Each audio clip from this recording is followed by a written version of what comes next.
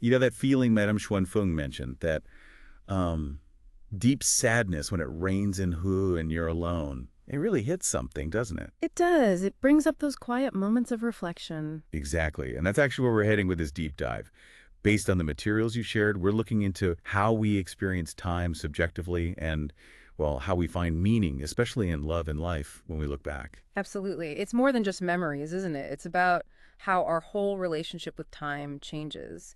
And we're looking at this through the eyes of Madame Xuân Phượng, 95 years old, an artist, a war correspondent. Quite a life. Yeah, an incredible life. And our main source here is that Vietcetera conversation on YouTube. She really opens up about her life, her art, her philosophy, all from Hu. And He itself, the rain, the river, those pagoda bells you hear about, it sets such a specific mood for her thoughts. It really does. So our mission, if you like, is to pull out her key insights. How does time feel different as we get older? What about love? How does that change? And the importance of passion, right? Sticking with what drives you. Yes, that too. And just, Hmm. how do you build a meaningful life with all the ups and downs? We're hoping this gives you, listening, a chance to maybe reflect on your own experiences a bit differently. Okay, so let's jump in with that first big idea. Time feeling relative. Madame Xuân Phượng talked about being young and just bored. Time dragging on. Oh, I think we can all relate to that. Those endless school days, maybe. Right, but now, looking back from 95, she says it all went by in the blink of an eye. Just gone. It's such a common feeling, yet hearing it from her perspective makes it quite powerful. I liked her analogy, too, about remembering a baby so clearly, Mm-hmm. and then suddenly seeing them as a young girl. Mm-hmm. It makes that growth feel almost shockingly fast because the baby image is still so strong in your mind. It's a great way to put it. And it kind of suggests, for you listening, maybe savoring those seemingly slow moments now is worthwhile because later Right. they'll probably feel like they just vanished. Yeah, good point. And what's interesting is how this perceived speeding up of time often connects with, well, thinking about mortality. Right. She observed that older people, even though they're near the end, often have this really strong will to live, maybe even a fear of death. Which contrasts, with some philosophical ideas like Trin Kong Sun saying life is like dust, that sort of acceptance of things being temporary. But she pushed back on that, didn't she?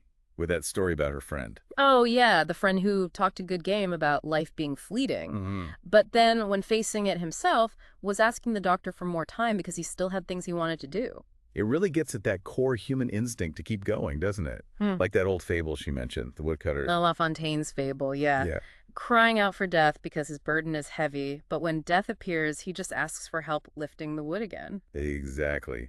Shows that deep down desire to live, even when it's hard. And she ties that right back to herself. Approaching 100, each year feels faster because, well, there's simply less time potentially left. It's a direct link between awareness of finitude and the perception of time's speed. It makes you think, how does our sense of time passing affect the choices we make right now? What do we prioritize? That's a key question. Okay, let's shift gears a bit. Let's talk about passion and purpose. Madame Xuân Phượng life seems completely defined by her dedication to her art, her gallery, even when things were incredibly difficult. Oh, definitely. That story about the artist Doom Bichlien and his sketches, that really stood out. Tell us about that again. Well, apparently paper was scarce, really hard to come by, so he ended up doing almost 100 sketches, all packed onto this one single sheet. It wasn't like a finished painting, more like capturing moments out of sheer necessity. Wow, resourceful. Exactly. And that very act, creating under pressure, gave the work this incredible value, historically and artistically. She mentioned a German artist who saw it and actually knelt down and kissed the paper. No way. That says a lot about the power of creation, even with limitation. It really does. And Madame Xuân Phượng herself, still embodying that drive, at 95, she's planning to publish 3 books. 3. That's incredible. What are they about? One covers her 30 years of international art exhibitions, and another goes back to her time as a war correspondent. It just shows this, unceasing need to share, to leave something behind. It really does. Which brings up that interesting point she made about the idea of enough. Yeah. Balancing ambition with acceptance. She knows the Buddhist idea of letting go, but admits she's quite worldly, still driven. It's a relatable tension, I think. How do you strive, but also find peace? And I thought her take on success was quite helpful. She basically said, even if you don't hit every single target, knowing you gave it your absolute best effort, that brings its own kind of comfort. So the trying is valuable in itself. The effort matters as much as the result, maybe. That seemed to be her feeling. So maybe for you listening, success isn't just the final score, but the dedication you pour into what you care about. Let's move into another complex area she discussed. Love. She started by saying something really important, I thought. What was that? That how someone values or experiences love is totally personal. We shouldn't judge others' love lives. That's crucial, isn't it? How often do we project our own ideas of what love should be onto others? All the time, probably. And she made a distinction between different kinds of love, like that initial, maybe innocent, pure love. Right, versus the deep, nurturing love that can grow in a long marriage, for example. Yeah, and her point was, neither one is necessarily better or more beautiful. They're just different. They meet different needs at different times. And her own story with her first love, Nam, that was incredibly moving. It really was. Decades apart, married to other people, but that connection just lasted. And him wanting to spend his very last days with her, she said time itself seemed to lose meaning during that period. It speaks volumes about those deep, early bonds. It does.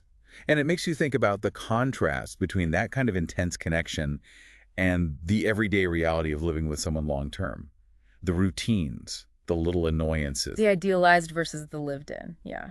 which led her to wonder about a third love. Could you have both passion and peace? Did she have an answer? Not really a firm one, but she questioned why we feel the need to put feelings into neat little boxes, like Yep. why limit things with numbers. First love, second love. Her point was more that feelings are complex. That feels quite freeing, actually, and I loved her metaphor for lasting love. Oh, the moss. Yeah, like moss growing on a rock or a tree. It needs stability, time. It deepens. It's not about constant change. That's a beautiful image. It suggests resilience and growth over time. And her advice on love boiled down to giving tolerance and respecting the other person's separateness, not possession. Giving and tolerance. So for you listening, maybe think about how those ideas play out in your own relationships. Definitely food for thought. Okay, let's talk about connection and loneliness. She was very open about feeling lonely after loved ones passed away. And finding comfort in returning to her grandmother's garden, which is now a pagoda, that connection to place, to memory. And she clearly finds joy now when young people visit her, just wanting to chat. It highlights that need for connection, especially later in life. Absolutely. Her Dharma name even reflects that thick toot-tup, meaning liking to gather, not necessarily for big parties, but for warmth, for sympathy. That's lovely. But she also didn't shy away from how harsh loneliness can be, calling it a terrible and sharp murder weapon. Wow. That's strong language. It is. And she warned against the apathy that can come with isolation. It's a reminder to stay engaged, isn't it?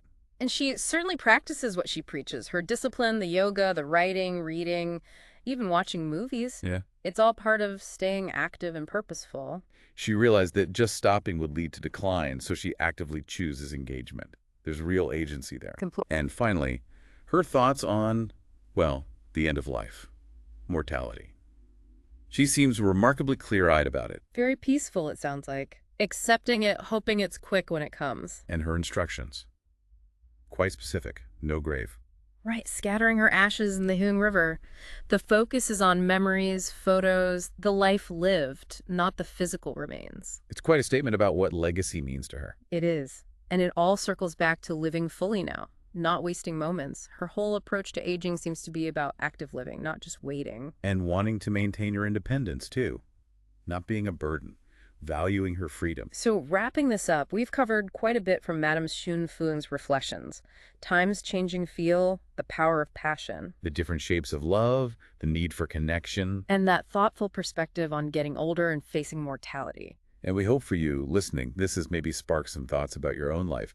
Where are you with time? Does it fly by or stretch out? What are those passions that really drive you? Are you nurturing the connections that sustain you? What does meaning look like in your journey right now? Hopefully there were some, aha moments. Yeah. Or maybe just a different way of looking at things that came through. Madame Xuân Phượng life really makes us think, doesn't it? It leaves us with this question: what kind of moss are we cultivating in our own lives? I like that.